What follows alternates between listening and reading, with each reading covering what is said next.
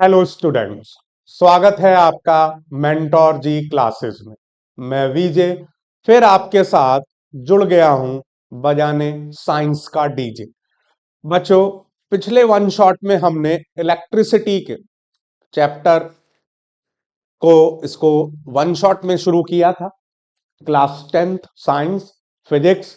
और अब हम इसके आगे के पोर्शन को कंक्लूड करते हैं। जैसा कि आप जानते ही हैं बच्चों कि ये बड़ा इंपॉर्टेंट चैप्टर है बोर्ड एग्जाम के लिए, और इसके आधे चैप्टर के बेसिस को हम पिछली वन शॉट में कंप्लीट कर चुके हैं, और अब हम इस वन शॉट के साथ इसके बचे हुए हिस्से को कंप्लीट करते हैं। पिछली वन शॉट में हमने बच्चों ये रेजिस्टेंस के सारे आउटलुक को कंप्लीट कर लिया था, और इसके बारे में सारी जानकारी हमने कंप्लीट कर ली थी कि भाई रजिस्टिविटी, अब ये बड़ा इंपॉर्टेंट पॉइंट है जो आपको ध्यान में रखना है कि रजिस्टिविटी की यूनिट दैट इज द, और ये भी आपको ध्यान में रखना है कि इसकी यूनिट ओम मीटर होती है, और साथ ही साथ ये नेचर और टेम्परेचर पर डिपेंड करता है केवल रजिस्टिविटी। ना तो ये लेंथ पर डिपेंड करता है और ना ही एरिया ऑफ क्रॉस सेक्शन पर डिपेंड करता है कि वायर की लेंथ क्या है, उसका एरिया ऑफ क्रॉस सेक्शन क्या है, उसके ऊपर ये कहीं भी डिपेंड नहीं करता। तो अब आप इस वैल्यू को देखेंगे तो देखिए यहां पर इसकी एसआई यूनिट आपको दी हुई है, resistivity is ohm metre, this one, and it is characteristic property of the material. जैसे आपने फिजिक्स में पढ़ा है इनर्शिया, वो एक इनहेरिट प्रॉपर्टी होती है, उसी तरीके से ये भी एक आपकी कैरेक्टरिस्टिक प्रॉपर्टी है, inherit property. The metals and alloys have very low resistivity, that is very very important.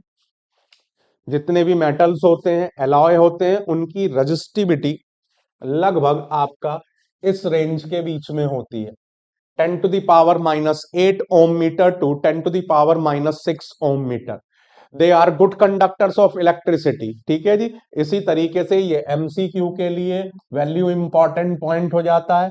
इसी तरीके से दूसरा देखिए आप, यहां पर हम देखेंगे तो इंसुलेटर्स के लिए यही रेंज है आपका 10⁻12 टू 10⁻17 ओम मीटर।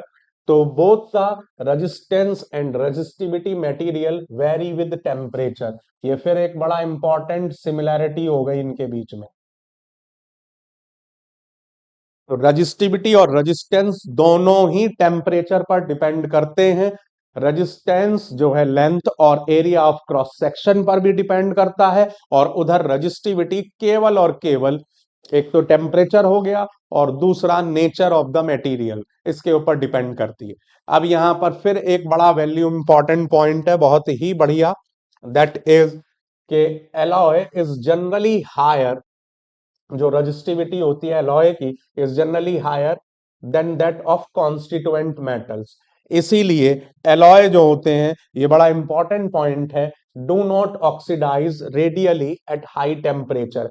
इसीलिए एलॉय को हम, जैसे कि हम देखें nichrome that is used in electric toasters और आयरन्स, और इसी तरीके से टंगस्टन के फिलामेंट्स हम यूज करते हैं आपका इलेक्ट्रिक बल्ब्स में, और कॉपर और एल्यूमिनियम हम ट्रांसमिशन वायर्स में यूज करते हैं। तो ये अलग अलग आपके वैल्यू इंपॉर्टेंट पॉइंट हो गए फॉर एमसीक्यू। ये आपको एमसीक्यू में पूछे जा सकते हैं कि हम भाई एलॉय क्यों यूज करते हैं, क्योंकि ये ऑक्सीडाइज नहीं होते, बर्न नहीं होते हाई टेम्परेचर पर। दूसरा आता है आपका कहाँ कहाँ यूज होते हैं, इलेक्ट्रिकल आयरन में यूज होते हैं आपका टोस्टर्स में, और इसी तरीके से टंगस्टन यूज होता है इलेक्ट्रिक बल्ब्स में, और कॉपर और एल्यूमिनियम ट्रांसमिशन वायर्स और लाइंस के लिए यूज होते हैं। अब यहां पर एक और क्वेश्चन बड़ा इंपॉर्टेंट है जो बच्चों आपसे पूछा जा सकता है। सपोज कीजिए आपसे पूछ लिया कि resistivity resistivity of silver is 1.60 into 10⁻⁻8 ohm metre. What does it mean? What does it mean? इसका मतलब क्या है कि आपको ये दे दिया कि रजिस्टिविटी सिल्वर की 1.60 इंटू 10⁻⁻8 है, तो इसका क्या मतलब है, इसको आप किस तरीके से डिफाइन करेंगे। देखिए भाई बहुत इंपॉर्टेंट है, तो इसमें आप कैसे लिखेंगे आंसर में कि if we take a silver wire of 1 meter length and 1 meter square of cross sectional area, area लिया उसका हमने, तो then its resistivity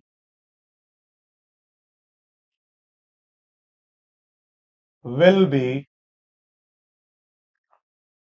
1.60 into 10⁸ ohm. Resistivity नहीं, resistance, sorry, it's resistance, its resistance will be 1.60 into 10⁻⁻8 ohm. तो इस तरीके से कोई भी आ जाए, आपको सेम लैंग्वेज इस्तेमाल करनी है, बस डिफरेंस कहां आना है। देखिए पहला डिफरेंस आएगा यहां पर, मान लीजिए आपको दे दिया एल्यूमिनियम, तो इसकी जगह आप एल्यूमिनियम लिख देंगे, ठीक है जी।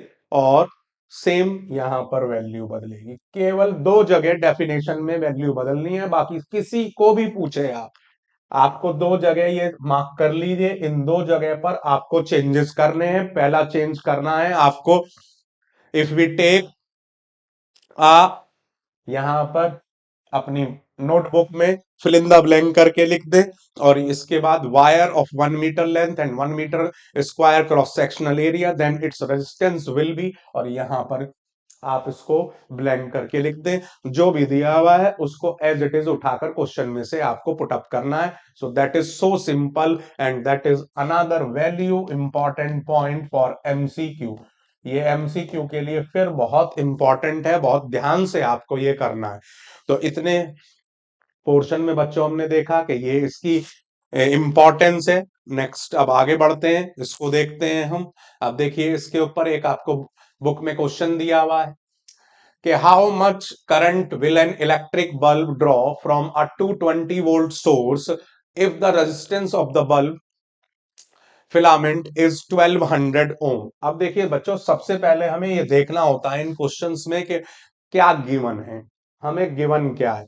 तो आप देखेंगे गिवन है हमें इन क्वेश्चन व्हाट वी हैव एक तो वोल्टेज गिवन है हमें 220 वोल्ट, और हमें दिया हुआ है रेजिस्टेंस 1200 ओम, ठीक है जी। तो अब ये कह रहे हैं if the resistance of the bulb filament is 1200 ओम, तो आपसे ये पूछ रहे हैं कि how much current will drawn, कि इससे कितना करंट हम ड्रॉ कर सकते हैं। तो सिंपल सा भैया आपने पढ़ा है V equal to I R, तो I equal to V upon R हो जाएगा, दैट मीन्स 220 अपॉन 1200।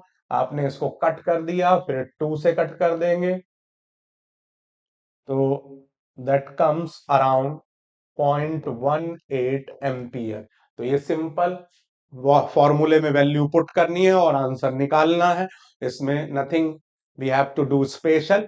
नेक्स्ट देखिए जी, अब ये कह रहे हैं कि how much current will an electric toaster coil draw from the source. अब रेजिस्टेंस अगर 100 कर दिया जाए, तो भैया आप सीधा वैल्यू चेंज हो गई तो वैल्यू चेंज कर दो, अपॉन 100 जीरो, सीधा सीधा 2.2 एम्पियर आ गया। तो अब आप देख रहे हैं कि नोट द डिफरेंस, ये इस पर्टिकुलर काम के लिए ये आपको क्वेश्चन दिया गया है, that is the value important point, कि note the difference of current drawn from an electric bulb and electric heater from the same 220 voltage source.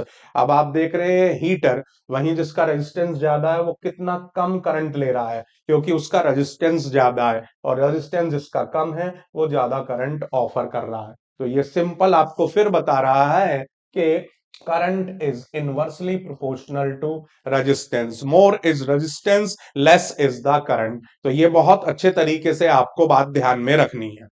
I think it is clear. चलिए बच्चों नेक्स्ट चलते हैं, अब आगे की बात को समझते हैं। नेक्स्ट क्वेश्चन देखिए अब, the potential difference between the terminals of an electric heater is 60 volt when it draws a current of 4 ampere from the source, what current will the heater draw if the potential difference increase to 120। देखिए जी, पहले आप resistance निकाल लें wire का पहली value से। तो R R equal to V upon I, तो उस फॉर्मूले का यूज करके R equal to V upon I. अब पहली कंडीशन में हमें वी दिया हुआ है 60 वोल्ट, ठीक है जी, और आई दिया हुआ है हमें 4 वोल्ट, 4 ओम एम्पियर। तो आर आ गया हमारा 15 ओम। अब वायर तो वही है, अब ये कह रहे वायर वही है, सेम वायर है, तो रेजिस्टेंस सेम रहेगा। अब की बार हमें क्या निकालना है, करंट। तो सेकंड स्टेप में R equal I equal to V upon R. अब वी आपका क्या है, अब की बार वी हमें दे दिया है 120। आर हमारे पास वही सेम रहेगा क्योंकि वायर वही सेम यूज कर रहे हैं हम, सो दैट विल बी 8 ओम। तो यहां पर आप फिर देख रहे हैं कि वोल्टेज अगर बढ़ाई जाएगी तो ये किस बात को इंडिकेट कर रहा है, ये न्यूमेरिकल।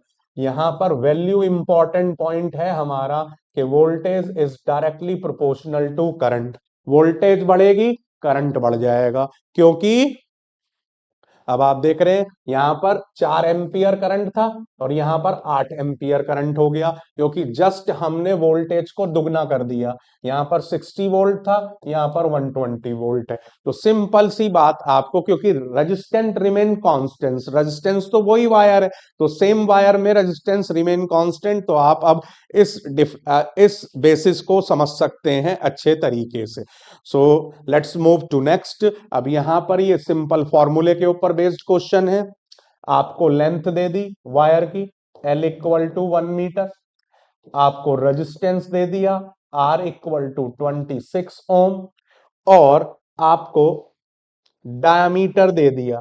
तो डायामीटर में यहाँ आर हो जाएगा 0.3 इंटू अपॉन 2 इंटू 10⁻³ मीटर, क्योंकि यहां पर आप इसको मिलीमीटर से मीटर में बदलेंगे और फिर पाई आर स्क्वायर से इसका एरिया निकालेंगे। Area equal to pi R square, तो पाई की value 22/7 into 0.3/2 into 0.3/2 into 10⁻³ into 10⁻³ इससे वैल्यू निकालने के बाद फिर आप इस वैल्यू को रखेंगे रो एल अपॉन ए में। आपके पास रो की वैल्यू निकालनी है, रजिस्टिविटी ही हमें निकालना है। हमें लेंथ भी दे दी, एरिया भी दे दिया और आर भी दे दिया। So simply we have to calculate this rho. तो इस तरीके से ये कुछ बातें इसमें ध्यान में रखनी है। एक तो मिलीमीटर से मीटर में बदलना, और उसके बाद एरिया निकालने के लिए इसको डायामीटर से रेडियस में बदलना। तो ये दो वैल्यू इंपॉर्टेंट पॉइंट है इस क्वेश्चन के, जो आपको ध्यान में रखने हैं, जो गलती नहीं होनी चाहिए, जिसके बेसिस पर आपका आसानी से आंसर आ जाए। नेक्स्ट देखिए, नेक्स्ट क्वेश्चन भाई ये बहुत आता है, that's a very important question for board exam. ये बहुत आता है बोर्ड में। ये कह रहे हैं, देखो इसको सिंपल वैल्यू से आपको करना है। ओरिजिनल, जो ओरिजिनल है, original R equal to rho L upon A, और ये आर आपको दे रखा है 4 है, तो 4 equal to rho L upon A. अब इसके अंदर चेंजेस क्या किए हुए, न्यू न्यू के लिए क्या किया गया, अब इसमें चेंजेस करके अनदर वायर ली गई है सेम मटेरियल की, for another wire of same material. Another wire of same material, अब उसका आप देख रहे हैं कि क्रॉस सेक्शन कितना हो गया जी। अब लेंथ तो कर दी है, अब इसको कह दिया हमने L dash, L dash become L/2 and A dash become 2a। ठीक है जी, समझ में आ रही है बात। अब ये नया रेजिस्टेंस आपसे पूछ रहे हैं कि इसका आर डैश क्या होगा। देखिए जी, R dash equal to rho L dash upon A dash. अब यहां पर रो सेम रहना है, एल डैश की जगह अब रख देंगे हम L/2, और ए डैश की जगह रख देंगे 2a, so that become 1/4 rho L upon A. अब ये पूरा का पूरा वैल्यू आपको दी हुई है 4, ये आपको 4 दी हुई है, तो यहां पर सिंपली 4 रख दीजिए। 1/4 इंटू 4, 4 से 4 कैंसिल हो गया, तो नए वायर का रेजिस्टेंस क्या आ जाएगा, 1 ओम आ जाएगा। तो सिंपली ये प्रोसेस आपको करना है, और ये एक बड़ा इंपॉर्टेंट क्वेश्चन है, that's a value important point for board exam. अक्सर ये इस तरीके का क्वेश्चन हर साल आ रहा है न्यूमेरिकल में 1 मार्क में, तो आपको बिल्कुल भी इसे छोड़ना नहीं है, that is very very important. अब इसके क्वेश्चंस जो दिए हुए, let's focus on that. On what factors resistance of a conductor depend. अभी मैंने आपको बताया कि रेजिस्टेंस किन किन चीजों के ऊपर डिपेंड करता है बच्चों। रेजिस्टेंस डिपेंड करता है आपका एक तो लेंथ पर, एक डिपेंड करता है एरिया ऑफ क्रॉस सेक्शन पर, एक डिपेंड अब ये नेचर पर, और आपका नेचर कह रहा हूं टेम्परेचर पर। तो तीन चीजें हो गई। तो इस बेसिस पर आपको ये मार्क लिखना है इसमें। अब ये नेक्स्ट पूछ रहे हैं, विल करंट फ्लो सेम और डिफरेंट। ये कह रहे हैं कि क्या करंट सेम बहेगा या डिफरेंट बहेगा अगर हम एक पतली वायर ले रहे हैं और एक मोटी वायर ले रहे हैं।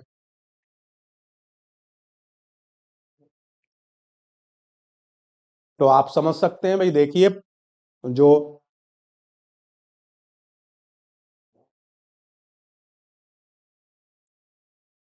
जो मोटी वायर होगी, उस मोटी वायर के अंदर स्पेस ज्यादा होगा, कोलिजन कम होगा, और जिसकी वजह से आपका जो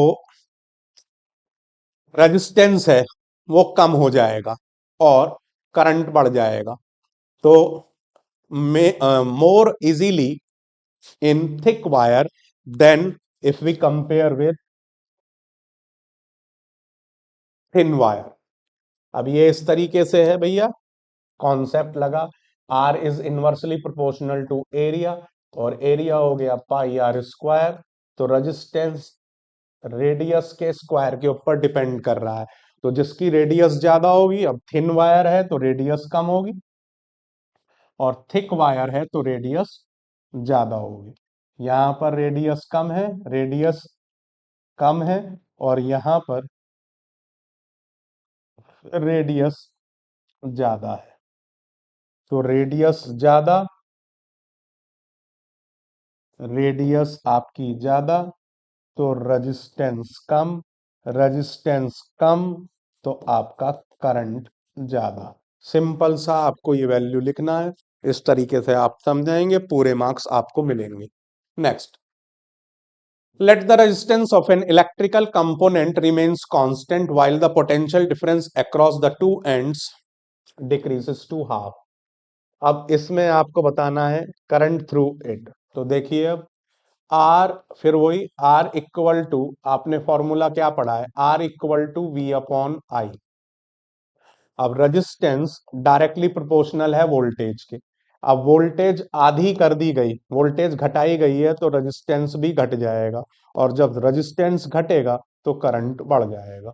तो सिंपल सी बात, ये आपको फिर वही लॉजिक लगाना है, same logic will apply. Why are coils of electric toaster and electric iron made up of an alloy rather than in pure metal? अभी आपको बताया था सेम, कि एलॉय जो होते हैं वो आसानी से ऑक्सीडाइज नहीं होते हैं हाई टेम्परेचर पर, और तो यही बात आपको सेम लिखनी है। Next, which among iron and mercury is better conductor. देखिए भाई, अब इसमें टेबल से उठाकर आप देखेंगे, कायदे में ये टेबल से रजिस्टिविटी आपको दी जाएगी, तो ये उसी बेसिस पर आप देखेंगे। तो आप देखेंगे इधर कि जो टेबल आपको दी हुई थी, तो आयरन की आप देख रहे हैं 10 × 10⁻⁻8 है, और इधर मरकरी की देखेंगे तो 94 है। तो अब आप देख रहे हैं रजिस्टिविटी किसकी ज्यादा है, तो जिसकी रजिस्टिविटी ज्यादा, अभी आपको बताया था, उसके बेसिस पर वो क्या हो जाएगा, बेटर कंडक्टर इतना नहीं होगा जितना आयरन होगा। तो वही सेम उठाकर आपको लिखना है, और कुछ नहीं है इसके अंदर। ठीक है जी। Next, which material is the best conductor. Better conductor which material best, best को भी उठाकर सिल्वर आप देखेंगे, इधर उठाकर आप देखिए कि सबसे कम किसकी है, सिल्वर की है। सिल्वर की आप देख रहे हैं केवल 1.60 इंटू 10⁻⁻8 है, तो इसलिए इसको हम प्रिफर करेंगे। नेक्स्ट देखिए जी, अब अगला कॉन्सेप्ट क्या कह रहे हैं ये, रेजिस्टेंस ऑफ ए सिस्टम। देखिए भाई बहुत इंपॉर्टेंट है ये। अब रजिस्टर्स का हम कॉम्बिनेशन के बेसिस पर पढ़ेंगे, कॉम्बिनेशन ऑफ रजिस्टर्स, और इसको बड़े ध्यान से ऑब्जर्व करेंगे क्योंकि ये बहुत ही इंपॉर्टेंट है, बहुत ही इंपॉर्टेंट। एग्जाम में 100% इसके बेसिस पर क्वेश्चन आना ही आना है। अब इसको मैं बड़े अच्छे तरीके से आप तक पहुंचा रहा हूं, इसको बड़े ध्यान से समझिए और इस वैल्यू पॉइंट को समझिए। इसको जस्ट हाफ कर लेते हैं, फिर लगभग हम इसके बारे में जानकारी शुरू करते हैं।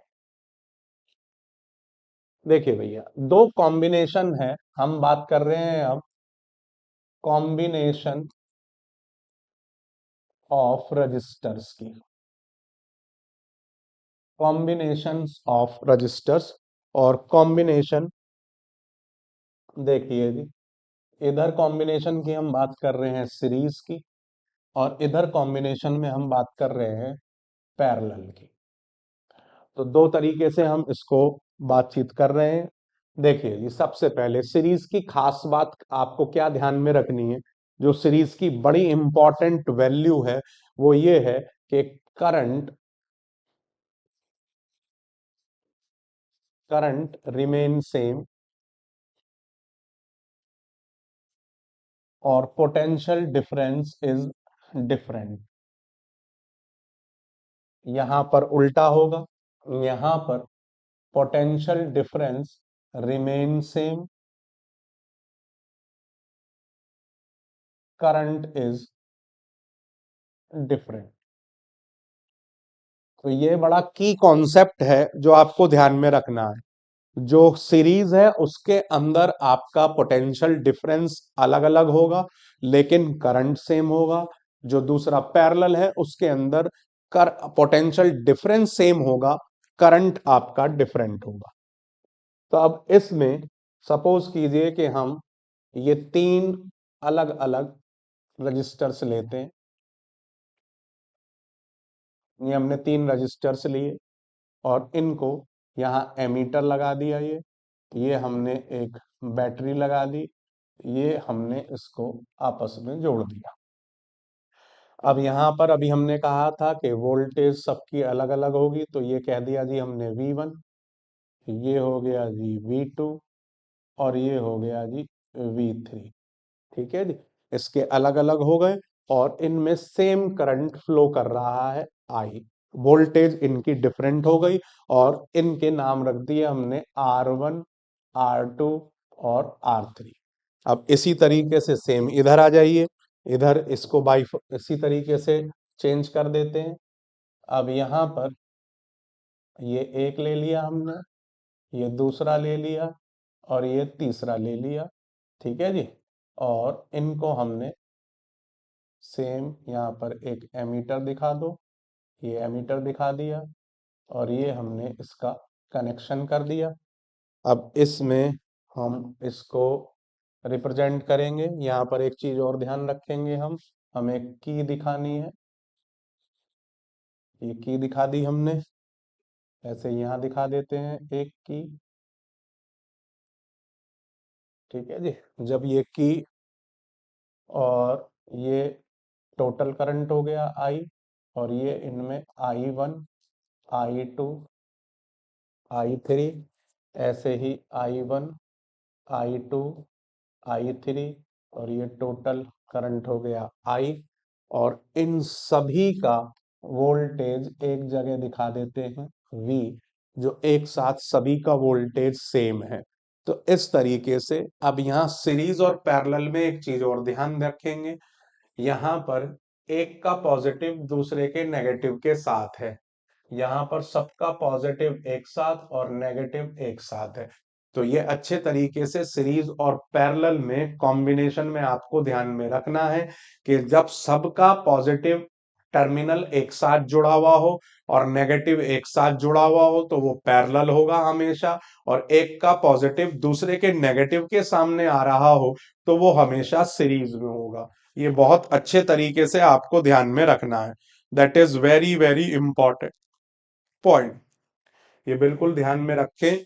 कॉम्बिनेशन को पहचानने के लिए, आइडेंटिफाई करने के लिए it is very very important. देखिए जी बच्चों, अब यहां पर हम देख रहे हैं कि total voltage V total equal to क्या आ गया आपका V1 plus V2 plus V3। और यहां पर हम देखेंगे तो टोटल करंट आएगा I1 plus I2 plus I3। ठीक है जी। अब यहां पर ये टोटल I हो गया यहां पर, और यहां पर टोटल वोल्टेज हो गई। अब V इक्वल टू होता है IR। यहां हमने इसको RS कह दिया, S का मतलब सीरीज। ठीक है जी। तो ये हो जाएगा सेम, क्योंकि करंट तो सेम है, तो IR1 प्लस IR2 और प्लस IR3।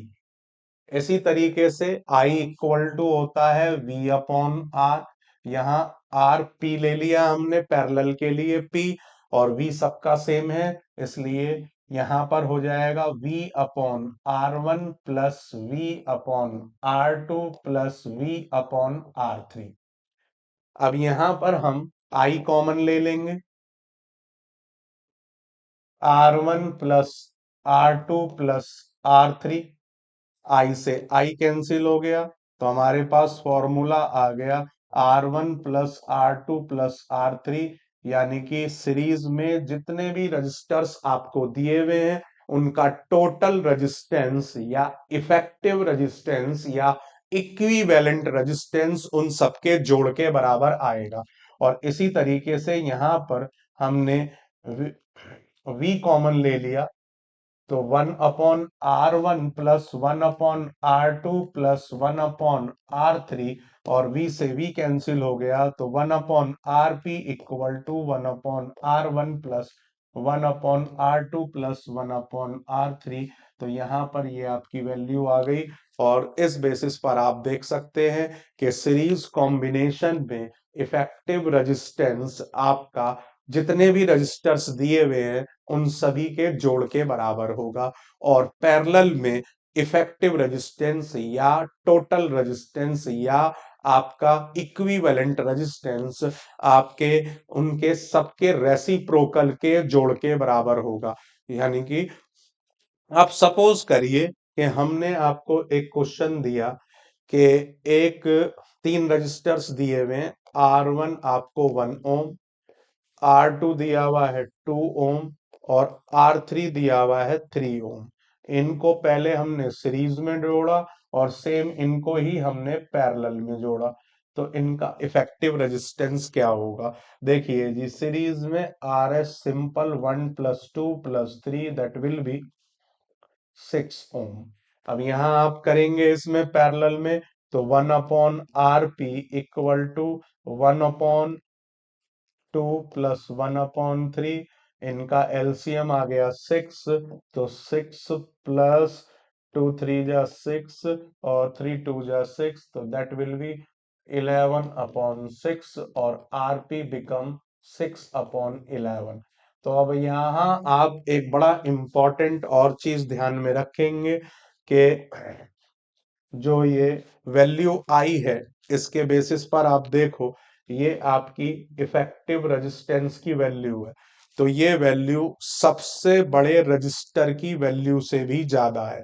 तो जब आपका इफेक्टिव रेजिस्टेंस सबसे बड़े वैल्यू से भी ज्यादा वैल्यू का दिया हुआ है, तो उसमें समझ जाइए कि वो आपका सीरीज कॉम्बिनेशन है। और ये आपका पॉइंट्स में आएगा, 1 से भी कम आएगी। आरपी की वैल्यू इधर आपकी 1 से भी कम आएगी। तो अब आप देख रहे हैं कि जो सबसे छोटी वैल्यू है उससे भी आपकी वैल्यू कम आ रही है। तो जब इफेक्टिव रेजिस्टेंस या इक्विवेलेंट रेजिस्टेंस या टोटल रेजिस्टेंस की वैल्यू आपके सबसे छोटे गिवन रजिस्टर की वैल्यू से भी कम आए, तो इसका मतलब वो पैरेलल कॉम्बिनेशन है। तो इस तरीके से आप सीरीज और पैरेलल के बेसिस को समझ सकते हैं, बता सकते हैं। इसके अलावा एक चीज और ध्यान में रखनी है आपको। सपोज कीजिए कि क्वेश्चन आपको दिया हुआ है कि there you are given 1000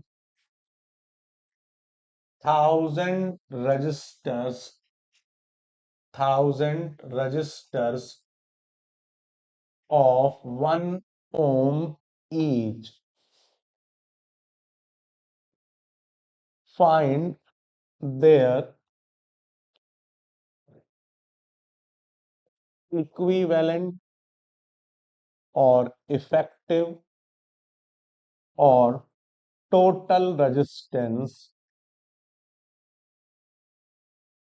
in, यहां से मैंने इसको दो पार्ट में बांट दिया, सीरीज और इन पैरेलल, कि इनको सीरीज में जोड़ा जाए तो इनका इफेक्टिव रेजिस्टेंस क्या होगा और इनको पैरेलल में जोड़ा जाए तो इनका इफेक्टिव रेजिस्टेंस क्या होगा। बेटा सिंपल सा इसमें आपको क्या करना है, R equal to N R, इसमें ये फॉर्मूला लगाना है आपको। आर एस कह दिया इसको, इफेक्टिव रेजिस्टेंस, ठीक है जी। और इसमें फॉर्मूला लगाना है आपको R P equal to R upon N, इसमें ये फॉर्मूला लगाना है आपको। यहां पर आर एस है इफेक्टिव और टोटल और इक्विवेलेंट रेजिस्टेंस, एन है नंबर ऑफ रजिस्टर्स और आर है value of each resistor. Same यहां पर ये सेम हो जाएगा, बस यहाँ सीरीज में है, यहाँ पैरेलल में हो जाएगा। इस बेसिस पर हमारा इसका फॉर्मूला क्या निकल वो आंसर क्या निकल रहा है, देखिए R S equal to N है नंबर 1000 और आर हो गया 1, तो आप देख रहे हैं ये वैल्यू आ जाएगी सिंपल 1000 ओम। और यहाँ पर R P equal to 1/1000, so R P become 0.001 ओम।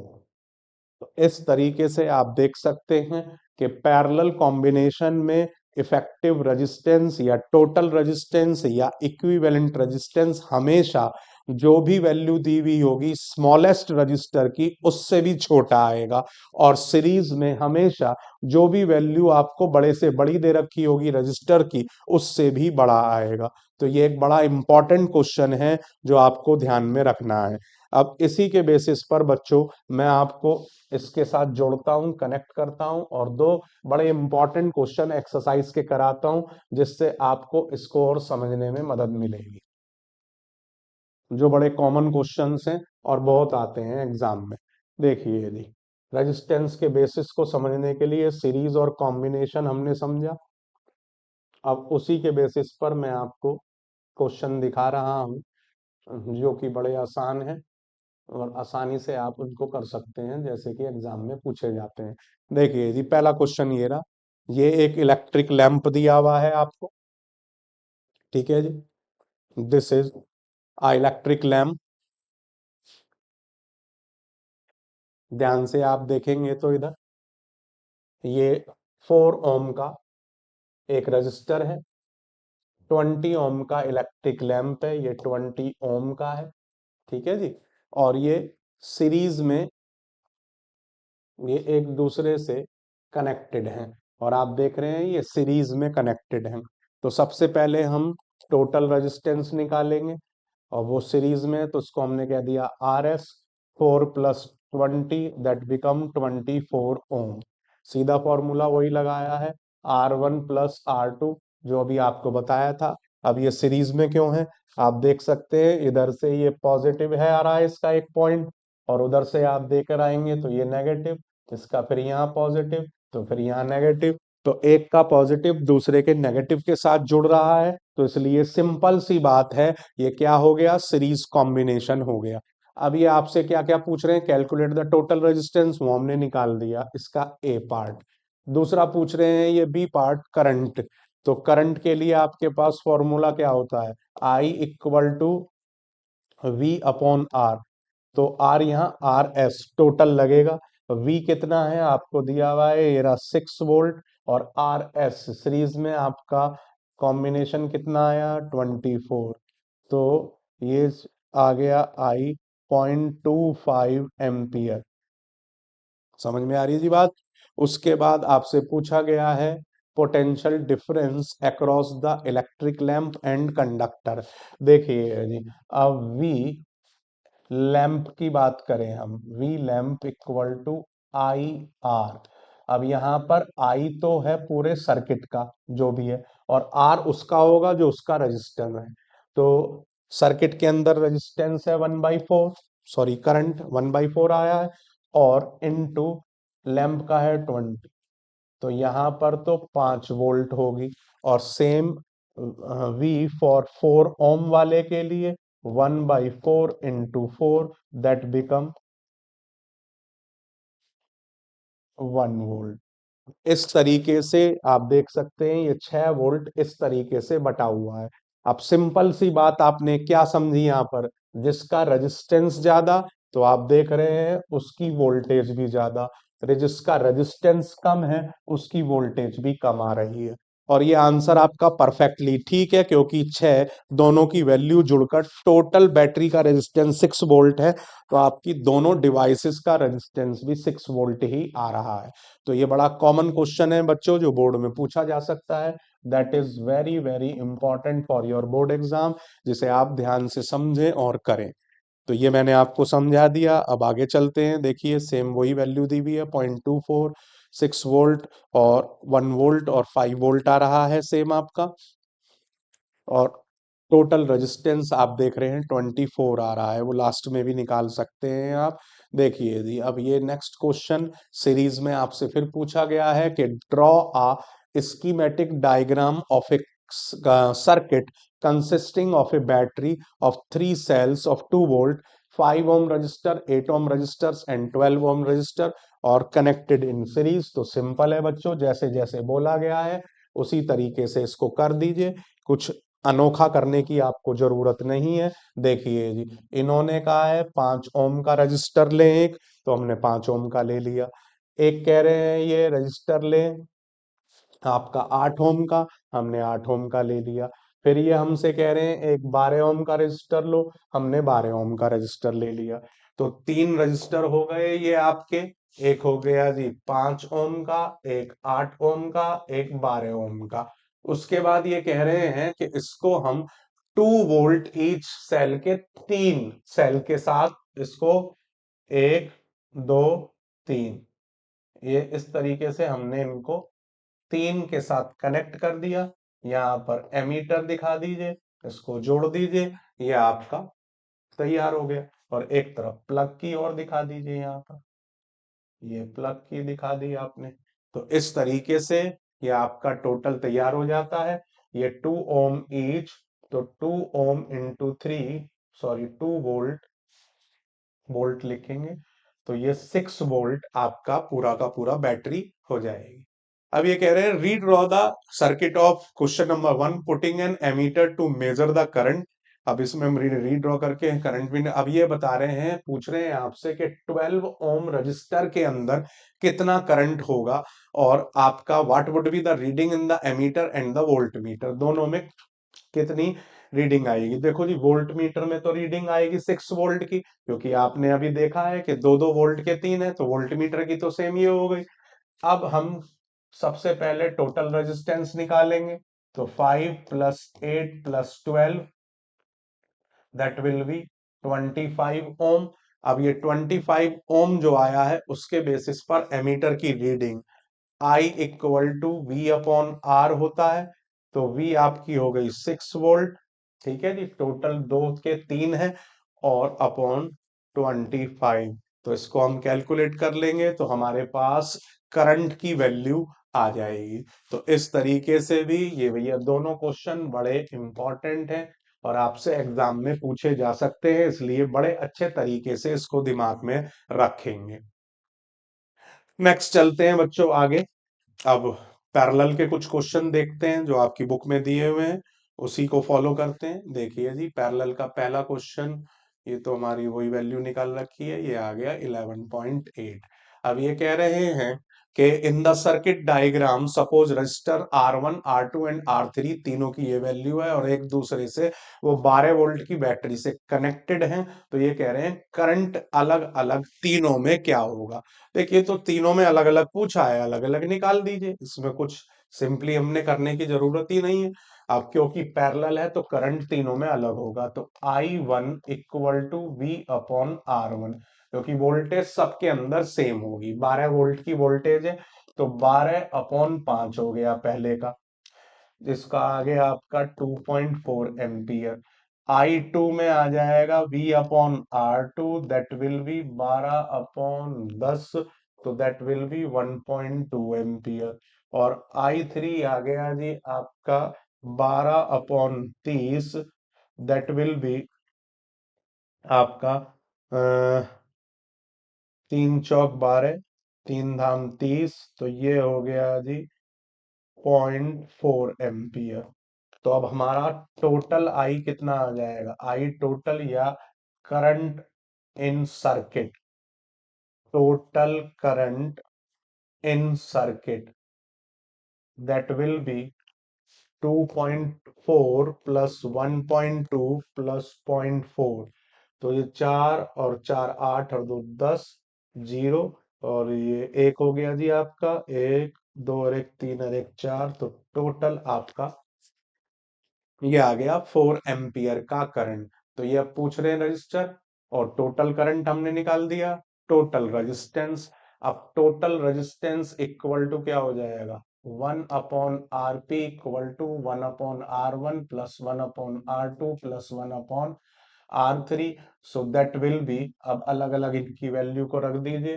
पहला है आपका 1/5, 1/10, 1/30, 30 हमने एलसीएम ले लिया, 5 6 जा, 10 3 जा, और 1, तो ये आ गया आपका 6 और 3 9 और 1 10, तो 1/RP इक्वल टू 10/30 और RP इक्वल टू 3 ओम। तो इस तरीके से सारी चीजें आपकी निकल गई, अलग अलग उसने पूछे थे वो निकाल दिया, टोटल करंट निकाल दिया आपने। अब आप आंसर को चेक करना चाहते हैं कि भाई जो आपका आंसर आया है वो सही है या नहीं, तो टोटल करंट क्या होता है, I इक्वल टू V/R। तो RP हमारा V है 12 और R आया है हमारा 3, तो आप देख सकते हैं 3 चौक 12, तो 4 एम्पियर ही हमारा फाइनल करंट आ रहा है। तो इससे क्या पता लगता है कि जो हमने किया है दैट इज ओके। तो इस तरीके से आप अपने क्वेश्चन को चेक भी कर सकते हैं कि जो आपने किया है इट इज राइट और wrong.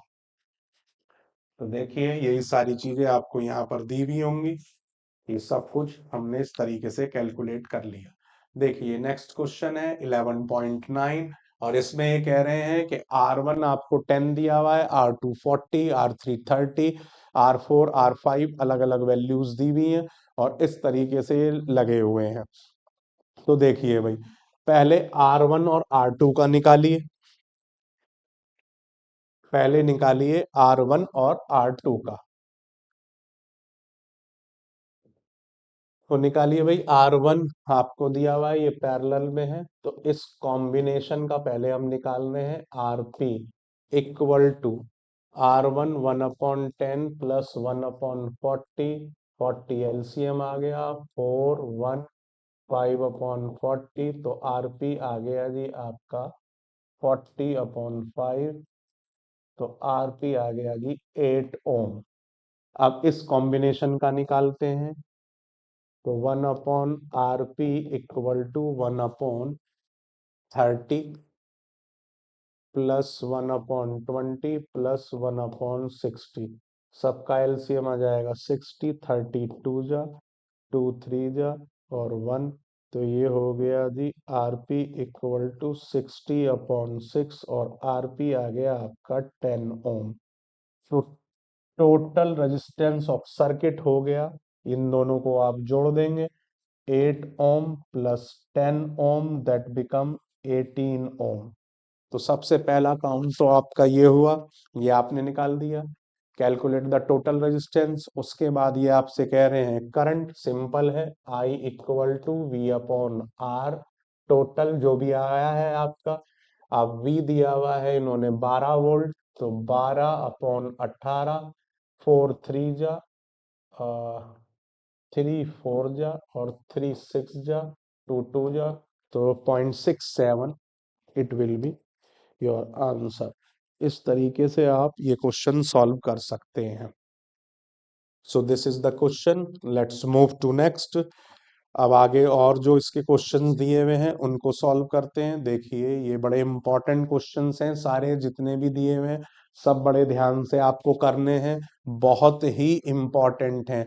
These are very very important question for board exam, बहुत ही इंपॉर्टेंट हैं जिनका आपको ध्यान में रखना है। देखिए जी, अब ये कह रहे हैं जज, कैलकुलेट नहीं करना है आपको, आपको कैलकुलेट नहीं करना है इसमें, आपको जज करना है। जज the equivalent resistance when following connected in parallel. अभी मैंने आपको बताया था कि पैरेलल में इन जो भी आपको रेजिस्टेंस दिए गए हैं उनमें जो वैल्यू होगी वो सबसे छोटे रेजिस्टेंस से भी कम आएगी।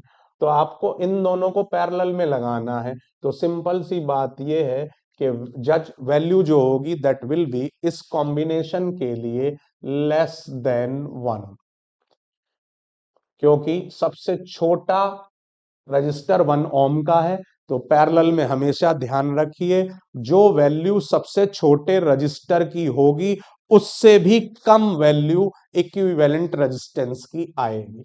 अब ऐसे ही इसमें आप देखेंगे तो सबसे छोटी वैल्यू अगेन 1 ओम की है, तो इसका भी लेस देन 1 ओम आंसर होगा, लेस देन 1 ओम। क्योंकि आपको जज करना है, कैलकुलेट नहीं करना है, आपको बिना कैलकुलेशन के कॉन्सेप्ट लगाना है। और कॉन्सेप्ट क्या है? पैरेलल कॉम्बिनेशन में जो भी रजिस्टर की वैल्यू गिवन रजिस्टर्स की वैल्यू में से सबसे छोटी वैल्यू होगी उससे भी छोटी वैल्यू टोटल रेजिस्टेंस की पैरेलल में आती है। तो वही बात आपको यहां पर ध्यान में रखनी है। So this is the answer of question number 1। अब नेक्स्ट देखिए, ये कह रहे हैं electric lamp of 100 ohm, a toaster 50 ohm और एक वाटर फिल्टर है, ये तीनों पैरेलल में लगे हुए हैं। तो इनको लगा दीजिए जी पैरेलल में। तो इस तरीके से आपने इनको पैरेलल में लगा दिया। पहला क्या है जी आपका? पहला है लैंप, तो ये हो गया इलेक्ट्रिकल लैंप, और ये कितने ओम का है? 100 ओम का। दूसरा है जी आपका टोस्टर, 50 ओम का टोस्टर हो गया जी ये। और तीसरा है आपका वाटर फिल्टर, वाटर फिल्टर, और ये हो गया आपका 500 ओम का। अब ये कह रहे तीनों पैरेलल में कनेक्ट हैं और कितने वोल्ट सोर्स के साथ हैं? यहाँ पर वोल्टेज भी आपको दे दी है इन्होंने, वोल्टेज है इसकी 220 वोल्ट। तो 220 वोल्ट आपने वोल्टेज ले ली। Resistance of an electric iron connected to the same source that takes as much current as all three appliances and what is the current through it. तो सिंपल सी बात है, अब इनका सबका जोड़कर पहले रेजिस्टेंस निकाल दो भाई, आरपी निकाल लो, 1/100 प्लस 1/50 प्लस 1/500। तो ये 500 इनका एलसीएम आ गया, 5, 10 और 1। तो ये हो गया जी आपका आरपी, आरपी इक्वल टू 500/16। और इससे आप आरपी कैलकुलेट करने के बाद करंट निकाल देंगे। तो I equal to V upon R P, V दिया हुआ है 220 वोल्ट, अपॉन आरपी हो जाएगा 500 और 16 ऊपर चला जाएगा। अब इसको कैलकुलेट करके आप आंसर निकाल देंगे, जो करंट आएगा वो ही सेम, वो कह रहा है कि सेम तीन अप्लायंसेस में जितना करंट फ्लो हो रहा है उतना ही फ्लो हो रहा है आपका किसमें? इलेक्ट्रिक आयरन में। तो सेम वैल्यू आपकी आंसर में मानी जाए। नेक्स्ट देखिए, what are the advantages of connecting electrical devices in parallel with battery instead of series. That is very important question.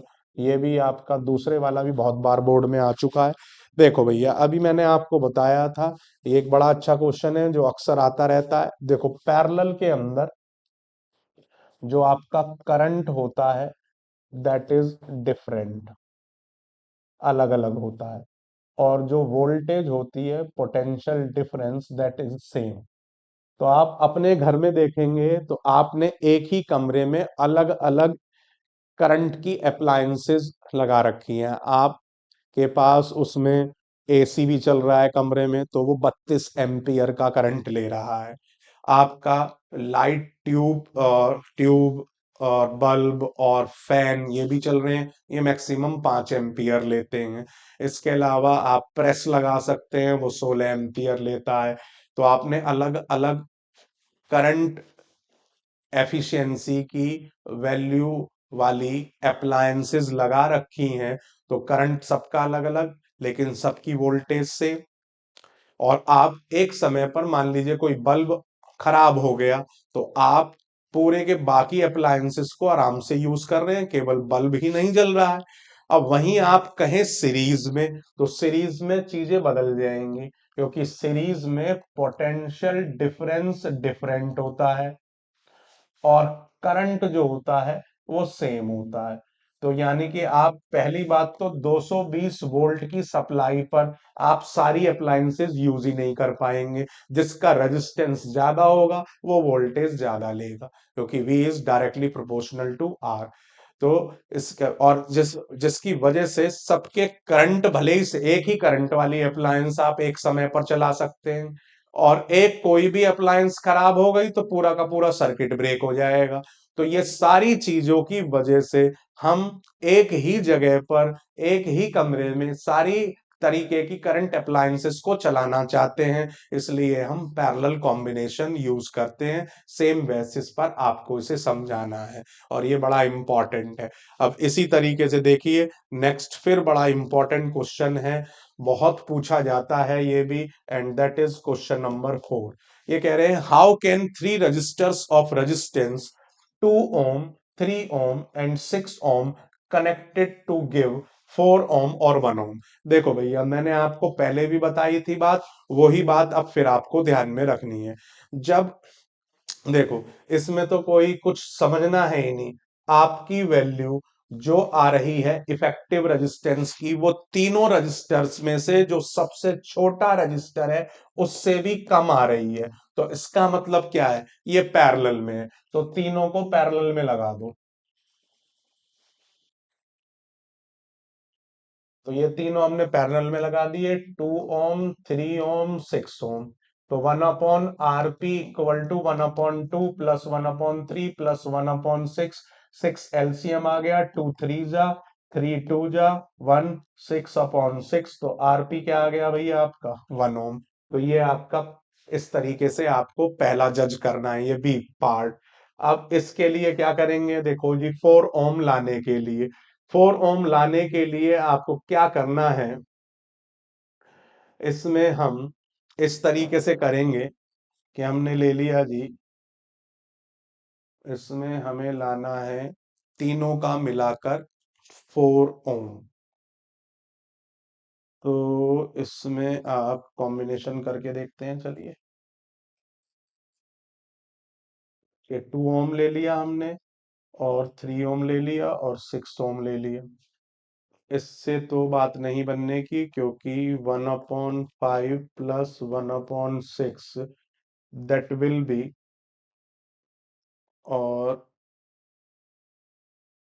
इस तीनों का ही हमें यूज करना है। हम इसमें लें आपका,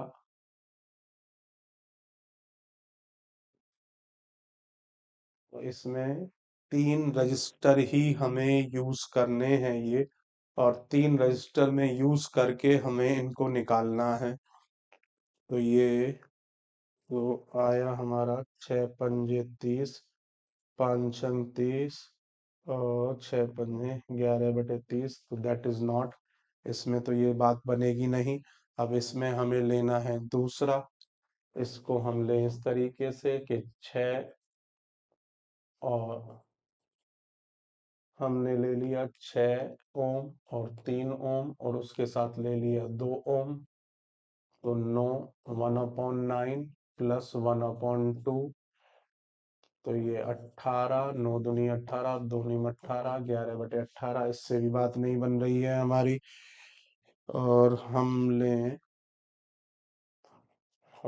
इसको मल्टीपल कॉम्बिनेशन में हम देखकर करेंगे, सो that will be better for us, क्योंकि उसमें ज्यादा हमारे लिए ये आसान होगा। तो इस तरीके से थोड़ा सा इसको सोचना पड़ेगा, और सोचने के बाद आप इसके आंसर को इजीली कैलकुलेट कर सकते हैं। ये बड़ा इम्पोर्टेंट पॉइंट आपको दिमाग में रखना पड़ेगा। ये भी एक अच्छा क्वेश्चन है जो बोर्ड में कई बार आ चुका है, तो इसको डील करें effectively, that will help you a lot. बहुत ही जरूरी है ये, और ये आपके लिए एक बड़ा अच्छा क्वेश्चन भी है बोर्ड एग्जाम के लिए, जिसमें definitely it will give you a value of the related portion. तो ये बहुत ही इम्पोर्टेंट है जो आपको ध्यान में रखना है। तो इसमें हम इसका इस तरीके से यूज कर सकते हैं कि देखिए, हम इसको इस तरीके से लिख सकते हैं, एक तो समझ में आ गया होगा आपको। हम इसमें इस तरीके से ले सकते हैं इसको कि 6 और 3 को तो पैरेलल में ले लें हम। ये हो गया आपका 6 ओम, ये 3 ओम और 2 ओम उसके साथ सीरीज में आ जाए, तो ये हो जाएगा इन दोनों का 1/6 प्लस 1/3, तो ये 2 आ जाएगा दोनों का, और इन दोनों का 2 आ जाएगा, तो 2 + 2 4 ओम। इस तरीके से आप निकाल सकते हैं। तो ये बड़ा इंपॉर्टेंट है जो आपको ध्यान में रखना है। अगेन फिर ये वैल्यू इंपॉर्टेंट पॉइंट वाला क्वेश्चन है, क्वेश्चन नंबर 5, कि what is the highest and lowest total resistance that can be secured 4 ओम, 8 ओम, 12 ओम और 24 ओम। अब भैया मैंने आपको बताई थी हाईएस्ट तो हो जाएगा आपका सीरीज कॉम्बिनेशन, क्योंकि उसमें सबका जोड़ करने के बाद जो आएगी वो वैल्यू होगी, क्योंकि हाईएस्ट उसमें आपका जो हाईएस्ट रजिस्टर की वैल्यू होती है उससे भी ज्यादा वैल्यू आती है। और लोएस्ट वाला हो जाएगा पैरेलल, क्योंकि उसमें आप यूज करेंगे, तो जब 1/4 प्लस 1/8 प्लस 1/12 प्लस 1/24, तो 24 इसका एलसीएम आया, 6 4 जा, 8 3 जा, 12 2 जा, 1 और 6 और 3 9 और 2 11 और 1 12, 12/24, तो आरपी आ गया 2 ओम। तो आप देख रहे हैं जो आरपी आ रहा है वो सबसे छोटे रजिस्टर की वैल्यू से भी छोटा आ रहा है। तो इसलिए ये कॉन्सेप्चुअल बेस क्वेश्चंस बहुत पूछे जाते हैं, जिनको आपको मल्टीपली बिल्कुल दिमाग में रखना है। ठीक है जी। तो ये आपके मैंने इनसे रिलेटेड क्वेश्चन कराए, और साथ के साथ देखो, अब इनके जो एक्टिविटीज दे रखी है ना उसके ऊपर भी आपको ध्यान में रखना है। आप ध्यान से देखेंगे तो एक्टिविटी में भी कोई ऐसी खास बात नहीं है जो आप ना कर पाए। Easily you can handle this activity. देखिए जी, पहले आपको दिखा रखा है इन्होंने कॉम्बिनेशन ऑफ रजिस्टर्स। ये आपको समझा रहे हैं इसमें कि सीरीज क्या होता है और पैरेलल क्या होता है। जो ऑलरेडी मैंने आपको बात बताई है वो ये बात बता रहे हैं। देखिए ध्यान से आप, तो इसमें वही वैल्यू आपको बताई जा रही है। अगर आप ध्यान से देखेंगे तो देखो, इसका यहाँ पर ये पॉजिटिव ये नेगेटिव, फिर इसका यहाँ पॉजिटिव आ गया, ये पॉजिटिव आ गया, ये इसका नेगेटिव, फिर नेक्स्ट इसका पॉजिटिव, इसका नेगेटिव, फिर इसका पॉजिटिव, नेक्स्ट R3 का नेगेटिव। तो अब आप देख रहे हैं एक का पॉजिटिव दूसरे के नेगेटिव के साथ जुड़ रहा है। सबका वोल्टेज जो होगी वो हमने V ले रखा है, लेकिन सब में यहाँ करंट तो सेम होगा, लेकिन वोल्टेज पोटेंशियल डिफरेंस सबका डिफरेंट होगा। तो ये बात भी आपको दिमाग में रखनी है, बहुत इंपॉर्टेंट है। तो रजिस्टर्स इन सीरीज कैसे पहचानते हैं वो दे दिया इन्होंने, जो ऑलरेडी हम डिस्कस कर चुके हैं। अब यहाँ पर ये बता रहे हैं रजिस्टर इन पैरेलल, वो ऑलरेडी मैं आपको समझा चुका हूं, वही बात ये बता रहे हैं सेम। आप देखेंगे सबका पॉजिटिव एक साथ, सबके नेगेटिव एक साथ, यहाँ पोटेंशियल डिफरेंस सेम होगा सबका, और सबके अंदर, इसके अंदर I3 करंट होगा, इसके अंदर I2 होगा, इसके अंदर I1 होगा, और सबका टोटल करंट फिर जुड़कर आएगा। तो ये चीज यहाँ पर पैरेलल में इस तरीके से आपको दिमाग में रखनी है, ये पैरेलल कॉम्बिनेशन का आप इस तरीके से दिमाग में रखेंगे।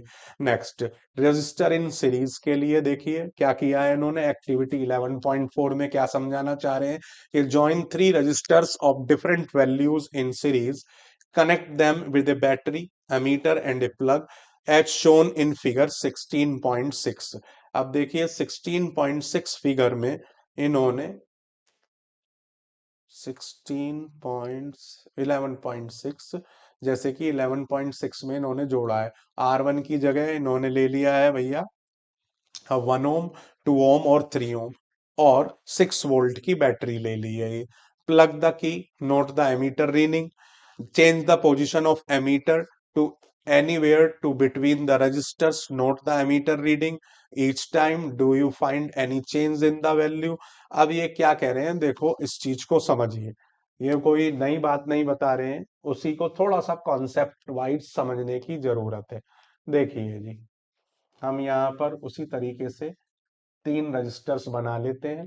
ये कह रहे हैं एक 1 ओम का है, एक 2 ओम का है, और एक 3 ओम का है, और यहाँ पर हमने ये 6 वोल्ट का ले लिया, और ये एक एमीटर लगा दिया, और इसको हमने सीरीज में जोड़ दिया। ठीक है जी। अब हमने की को ऑन कर दिया, जो यहाँ हमें की दे रखी है, की लगा दी हमने, और ये की को ऑन कर दिया।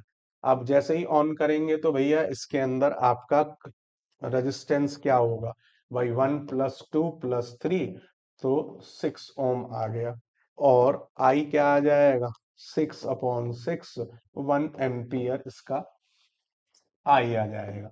अब आने के बाद आप देखेंगे कि इसमें करंट कितना फ्लो कर रहा है, current is flowing I = 1 ampere. अब ये कह रहे हैं कि change the position of ammeter in anywhere in the resistor, between the resistor, आप यहां रखें रजिस्टर को, यहां रखें रजिस्टर वो एम्पियर ये एमीटर को, तो क्या वैल्यू चेंज होगी इसकी, do you find any change in the value.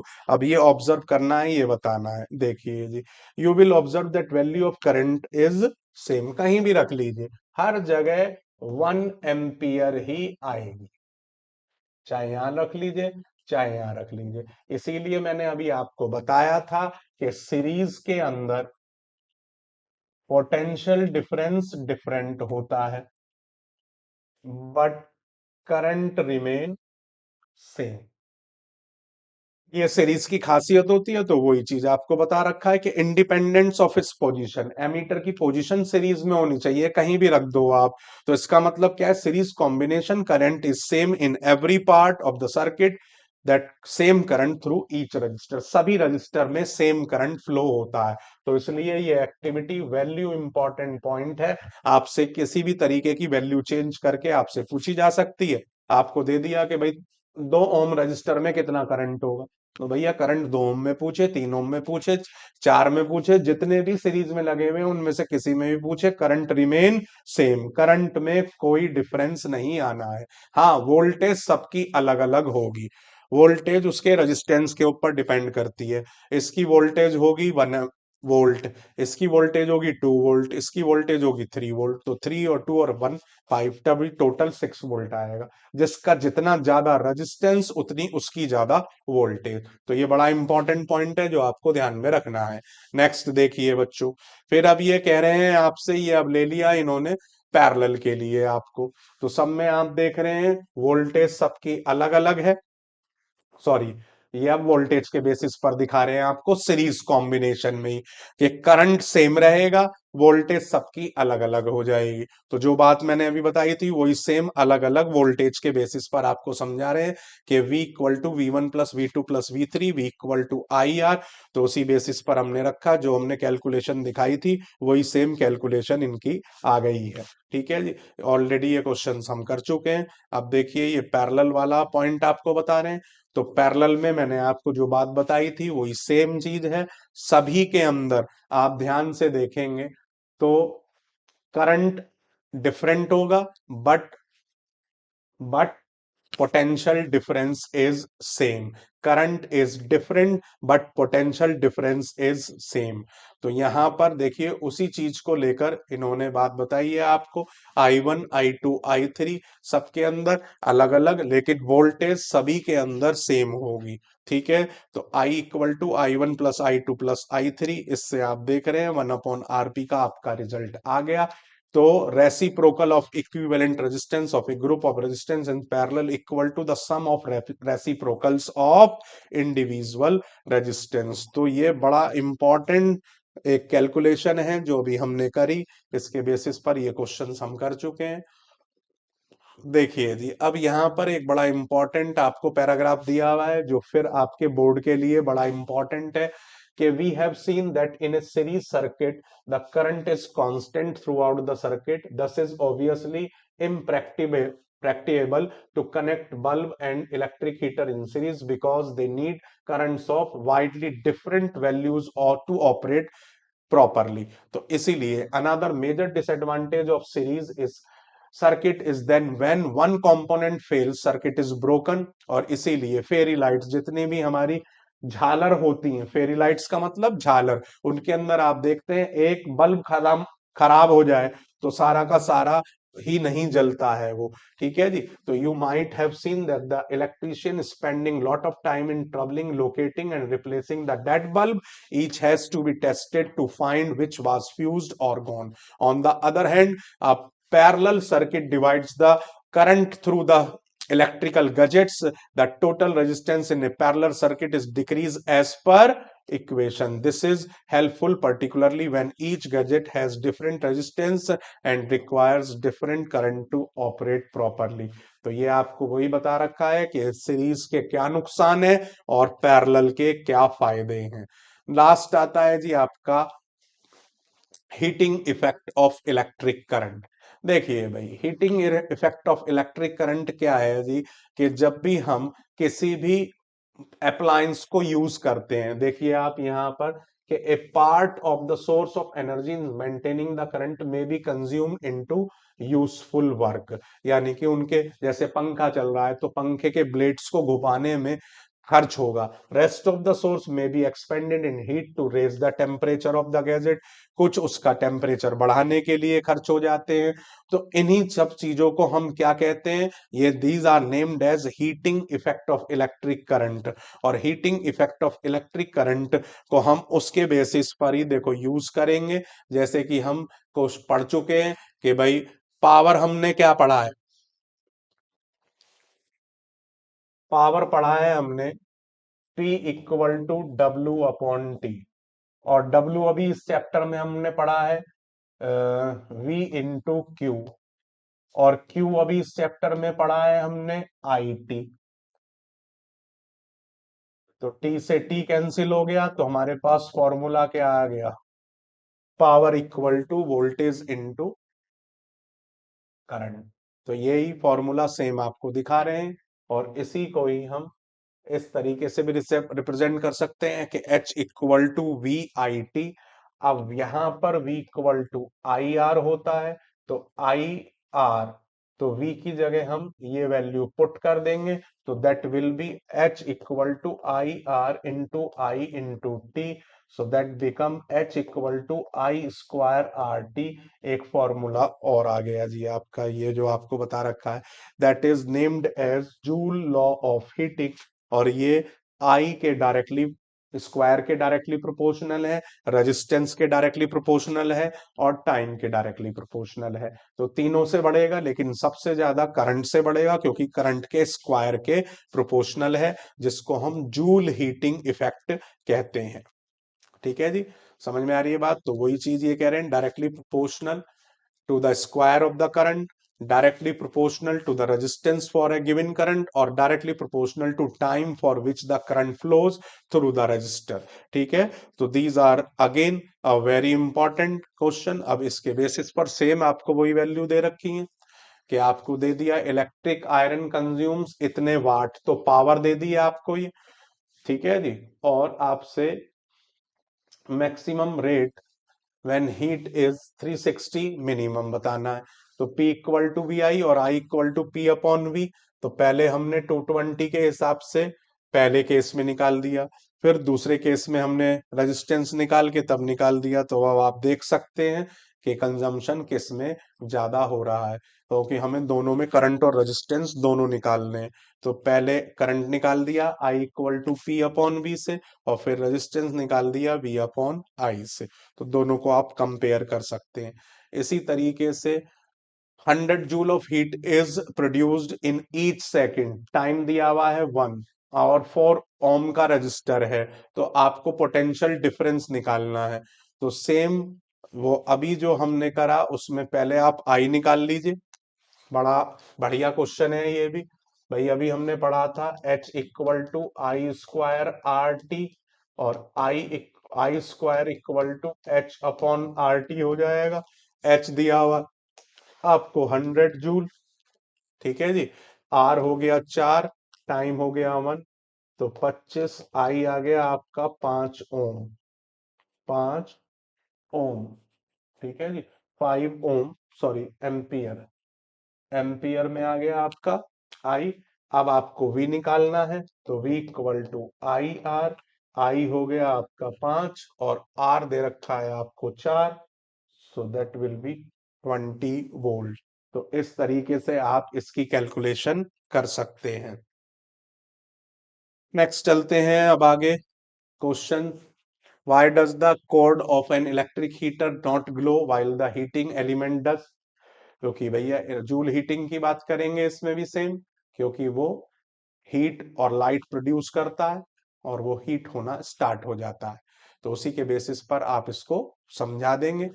Compute the heat generated while transferring 96,000 coulomb of charge in 1 hour through a potential difference of 50 volt. अब आपको सिंपल इसके अंदर क्या करना है, देखिए जी। अभी हमने trans compute the heat generated, तो आपने अभी पढ़ा था कि हीट जनरेटेड का क्या हो जाएगा, आपको वर्क डन निकालना है इसमें। तो V equal to Q, V equal to अभी हमने पढ़ा था ना सेम वही, तो वही आपको इसके अंदर यूज करना है। V equal to W upon Q, यही वाला सेम फॉर्मूला जो अभी हम बात कर रहे थे, सेम उसी को आपको यूज करना है। हेरा क्यू इंटू वी, ठीक है जी। तो वर्क डन क्या होता है, क्यू इंटू वी, तो वही लगाइए यहाँ पर same, work done equal to Q into V. Same आपको वही चीज यूज करनी है, work done equal to Q into V, ठीक है जी। तो वर्क डन,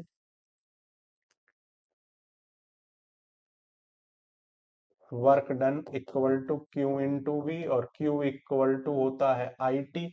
तो यहाँ पर I into T into V हो गया। तो अब आई आपको हमें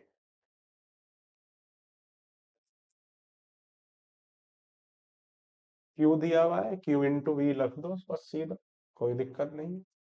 1 आवर के लिए निकालना है, तो वर्क डन सीधा का सीधा आपका जूल में आ जाएगा, मल्टीप्लाई कर देंगे इन दोनों की, ठीक है जी। तो उस बेसिस पे आप इसको कैलकुलेट कर लेंगे। Next practical application.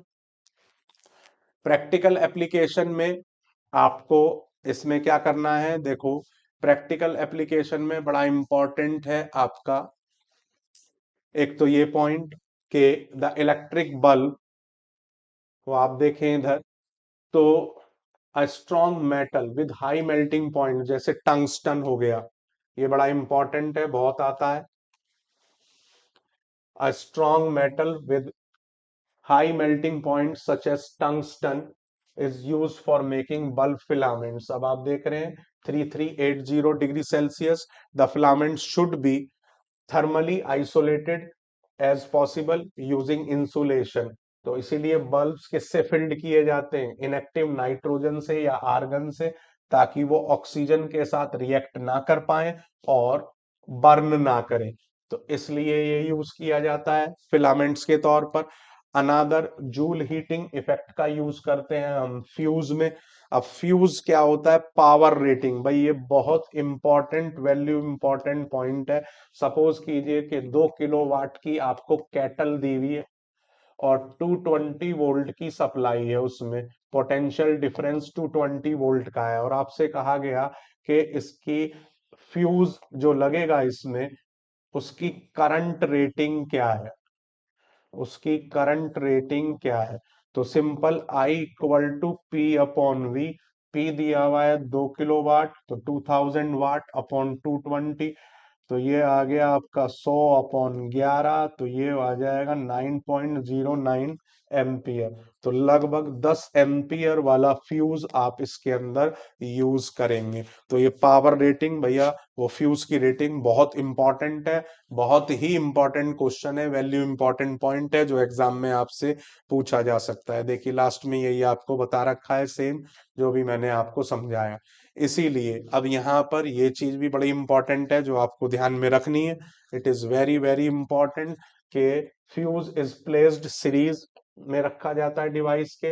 It consist of peace of metal of N alloy, या तो मेटल का या एलॉय का, जिसका अप्रोप्रिएट मेल्टिंग पॉइंट हो, जैसे aluminium, copper, iron, lead etcetera. If current larger than the specified value flows through the circuit, temperature fuse wire का increase हो जाएगा, वो मेल्ट हो जाएगा, ब्रेक हो जाएगा सर्किट। और वो अब आज की तारीख में फ्यूज कार्टेज में लगा हुआ आता है, इस तरीके से शीशे का बना हुआ होता है, यहाँ कार्टेज होती है, यहाँ पर वायर लगी हुई होती है, और जैसे ही ये एक्स्ट्रा करंट जाएगा ये इससे फ्यूज हो जाएगा, और फिर हम उसको अलग अलग रेटिंग के फ्यूज हम इस्तेमाल कर सकते हैं। कैसे निकालते हैं वो अभी मैंने आपको बताया है। तो ये भी एक बड़ा इंपॉर्टेंट पॉइंट है, वैल्यू इंपॉर्टेंट पॉइंट जो आपको ध्यान रखना है। नेक्स्ट देखिए जी, अब इलेक्ट्रिक पावर। अब पावर वो जो हम बता चुके हैं सेम उसी तरीके से है, ये नई चीज नहीं है। अभी हमने करा था P equal to W/T। W को लिखा था V इंटू क्यू, और Q को लिखा था हमने I इंटू T/T। T से T कैंसिल हो गया, P इक्वल टू आ गया आपका VI। अब ऐसे ही हम इसमें वैल्यू पुट अप कर सकते हैं। तो V की जगह रख सकते हैं IR, तो इस V की जगह IR रख देंगे, तो P equal to IR into I, so that become P equal to I²R बन जाता है ये आपका। इसी तरीके से इसके अंदर अगर हम I equal to V/R value put कर दें, आई की जगह वैल्यू पुट कर दें, तो P equal to V into V/R, so we have another formula P equal to V²/R। तो इस तरीके से आपके टोटल 3 फॉर्मूले आ जाते हैं। एक आ जाता है P इक्वल टू V²/R, एक आ जाता है I²/R, और एक आ जाता है सॉरी I² इंटू R, और एक आ जाता है P equal to V into I। अब उसी के बेसिस पर ये 9th में भी आपने पढ़ा था 1 किलोवाट आवर, जिसे हम यूनिट कहते हैं, जिसके बेसिस पर हमारे घरों में बिजली का बिल आता है। तो वो सेम वैल्यू उन्होंने दे रखी है कि 1 किलोवाट में 1000 वाट, 1 आवर में 3600 सेकेंड। तो 1 kilowatt hour will be equal to 3.6 into 10⁶ ठीक है जी। तो उसके बेसिस पर, और पावर की यूनिट वाट होती है, ठीक है जी। और ये वाट की डेफिनेशन हो गई, power consumed by a device that carries 1 ampere of current when operated at A potential difference of 1 volt. तो उसे हम 1 वाट इंटू एम्पियर वर्क डन के बेसिस पर हम इसको इस तरीके से भी कह सकते हैं कि भाई हमने लिखा P इक्वल टू W/T, तो W क्या आ गया P इंटू T, ठीक है जी। तो उसको भी हम इस तरीके से समझा सकते हैं, बता सकते हैं। So this is many people think that electrons are consumed in electric circuit. This is wrong. ये बड़ा important point है। इलेक्ट्रिक बोर्ड और electric company to provide energy to move electrons, तो वो एनर्जी के बेस पर कैलकुलेट करते हैं, ना कि इलेक्ट्रॉन्स के बेसिस पर। सिंपल फॉर्मूला अब आपको दिया हुआ है, देखिए 220 वोल्ट दी हुई है, 0.5 का करंट दिया हुआ है, दोनों को मल्टीप्लाई कर देंगे, वाट में आंसर आ जाएगा। ऐसे ही ये आपको इलेक्ट्रिक बिल कैसे निकाला जाता है उसका तरीका बता रखा है, बिल्कुल सिंपल है। देखिए 400 वाट ऑपरेट 8 आवर्स पर डे, ठीक है जी। तो आपका पहले हमें निकालना है इसका किलोवाट आवर। तो किलोवाट आवर में हो गया 400 अपॉन 1000, ठीक है। 8 घंटे डेली चल रहा है ये, जीरो से जीरो कट गया, 0.4 इंटू 8, अब ये हो गया 3.2 किलोवाट आवर या 3.2 यूनिट आ गई इसकी। अब इसकी मल्टीप्लाई किससे कर देंगे हम? 30 डेज से, क्योंकि पूरे एक महीने का 30 डेज का बिल पूछ रहा है ये आपसे। तो इसको आप 30 डेज से मल्टीप्लाई कर दें तो टोटल यूनिट्स हो जाएंगी ये। तो ये आ जाएंगी 96 यूनिट्स आ गई। अब 96 की मल्टीप्लाई 3 से कर देंगे तो आपका रेफरेंस आंसर आ जाएगा, बिजली का बिल बनकर आ जाएगा कि इतना बिजली का बिल हमारा एक महीने में इसको यूज करने से आएगा। सेम क्वेश्चन इसमें दिए हुए हैं, determines the rate at which energy is power delivered by a current. तो रेट कह रहे हैं, रेट एट विच एनर्जी, तो पावर की बात कर रहे हैं ये, तो सिंपल पावर की डेफिनेशन आपको लिखनी है। An electric motor 5 ampere from, और उसका मोटर का एनर्जी कंज्यूम करना है आपको, तो simple P equal to VIT आप इसके अंदर सिंपल लगा सकते हैं, तो उससे आपका पावर आ जाएगा, ठीक है जी। क्लियर? V इंटू आई 2 आवर्स के लिए, तो सिंपल फॉर्मूला आपको यूज करना है इसके अंदर। तो ये आपका चैप्टर कंप्लीट हो गया बच्चों। अब इसको आप ढंग से करें, इसके सारे क्वेश्चंस बहुत इंपॉर्टेंट, सब बेसिस के क्वेश्चन मैंने आपको समझा दिए हैं, बता दिए हैं। अब ये आपका काम है कि किस तरीके से इसको हैंडल करना है। कोई भी फिर इसको दोबारा से बोर्ड के क्वेश्चंस के बेसिस पर हम लेंगे, लेकिन फिलहाल वन शॉट के बेसिस पर इसको आप समझें। इसका एक सारा का सारा आउटलुक मैंने आपको दे दिया है। इसी तरीके से जुड़े रहिए, मेंटोर जी से चीजों को आसान बनाते रहिए और बेहतर ढंग से हर चीज को तैयार करते रहिए। मिलते हैं अगले वन शॉट में, अगले 10th के चैप्टर के साथ।